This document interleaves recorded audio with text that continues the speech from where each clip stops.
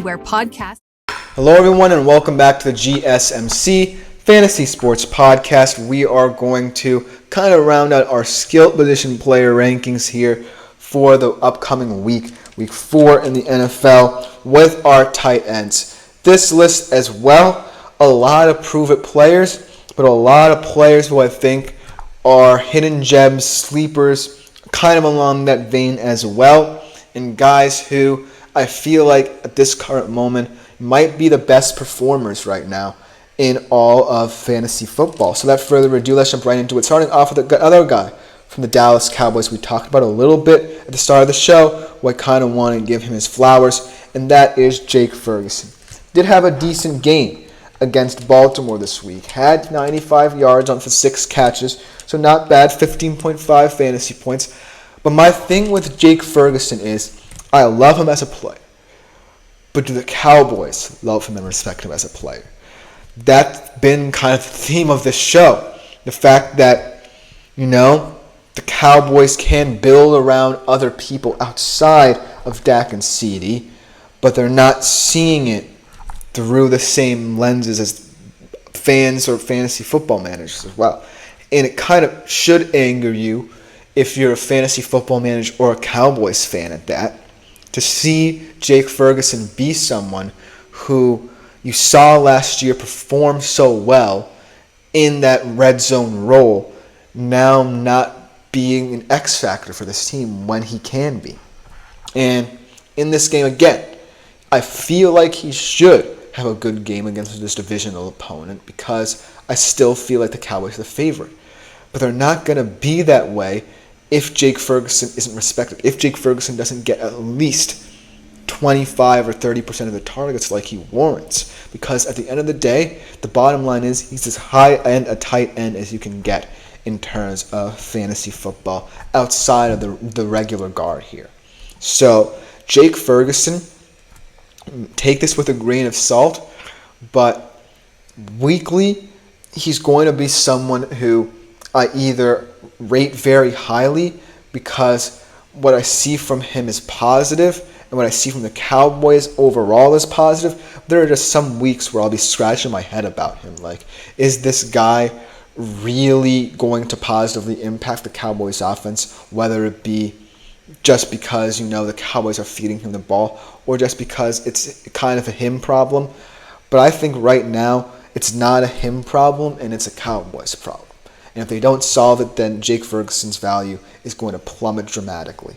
But I have hope for him. I have hope the Cowboys offense can get their rhythm.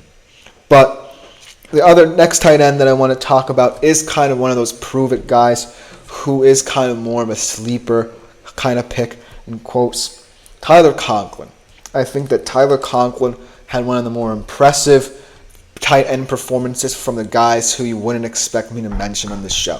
I think that he is someone who we really severely underrate in the world of fantasy football because we don't necessarily think further down the list of tight ends. We're kind of enamored by the top end tight ends in the market, and we don't necessarily see the value that can be found in a guy like Tyler Conklin. But 14.3 fantasy points against New England, one of the leading receivers in that game for the Jets. He is just someone who I think Aaron Rodgers is going to have a lot of fun with because he's just a Aaron Rodgers receiver / tight end kind of guy. He fits what Aaron Rodgers is best. When Aaron Rodgers is in the pocket, he's most likely comfortable with throwing to his wide receivers. When he's out of structure, he's going to be looking for a guy who can adjust his route accordingly. And that's what Tyler Conklin did to a T in this game. If he's on schedule, then I really love Tyler Conklin. But I don't know what the Jets' offense really is at this moment because we've seen a lot of good things, but I still think there are a lot of kinks to figure out there.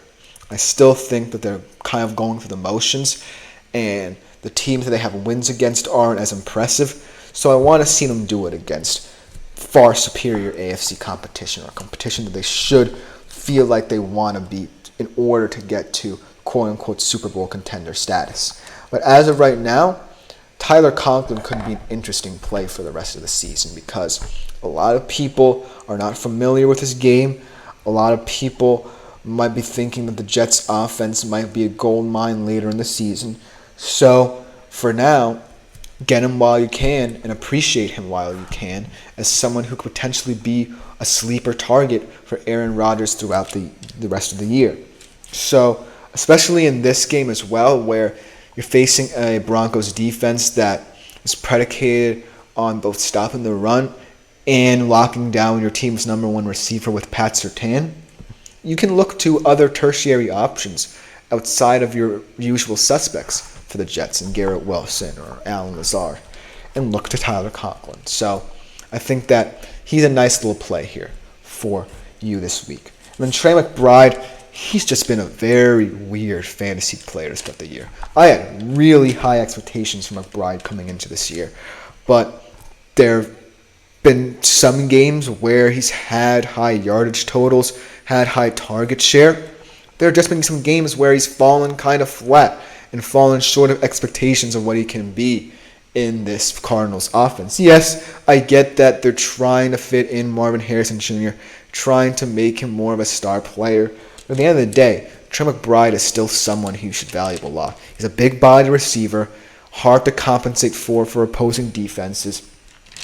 And I really think he's just someone who can line up anywhere along that line of scrimmage and get you good yards. And so I think that it's all down to how Arizona is going to value him in the weeks. But against the Commanders, I feel like he's going to be an interesting target because I feel like the Commanders' struggles lie in mitigating for different profiles of weapons and receivers.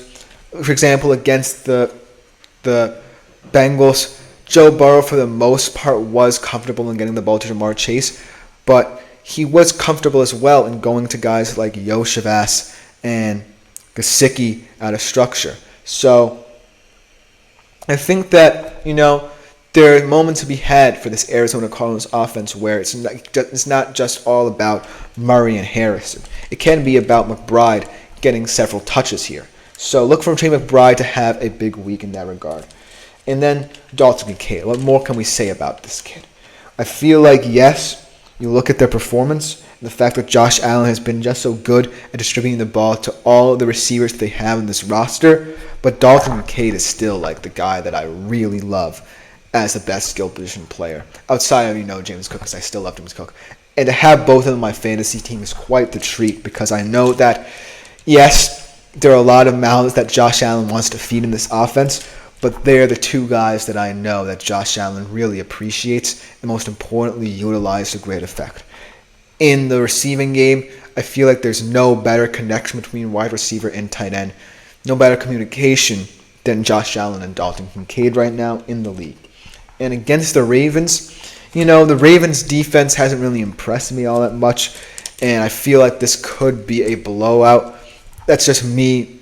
I'm kind of wishful thinking right here because I'm in love with this Bills offense and what it has done thus far. But Dalton Kincaid, I feel like he has the ability to just exploit any defense he's facing.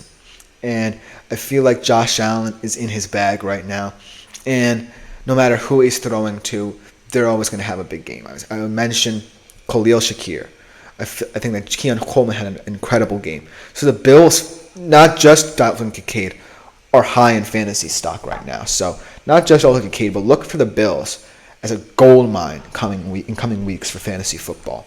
And the last guy that I want to mention here, Isaiah Likely in return. I kind of bashed him a little bit in terms of his performances after, his breakout against the Chiefs in that opening game. But, the Ravens' offense really can become predicated on the intermediate pass game where, if the offensive line problems aren't necessarily fixed, they would feel comfortable in getting him the ball early and often. And the reason why I think Isaiah Likely right now is more relied upon than, say, Mark Andrews in the system is because Mark Andrews has learned and experienced what Baltimore offenses of the past have been, and he can be relied upon to kind of see his role a little bit. and allow Isaiah Likely, who I kind of feel like right now fits the profile of this Baltimore Ravens offense better as a receiving threat, to really grow and mature. This week, really wasn't his best, but it was mitigated for. The Baltimore Ravens still won the game. Like I told you guys that DeMar Jackson would have to run more in this game as well. So week in, week out, it's going to vary how this Ravens offense looks. But this week, I kind of feel like they might be playing a little bit of catch-up, and they might want Isaiah Likely to get going again to kind of mitigate for that as well. So look for Isaiah Likely to have a bounce-back game.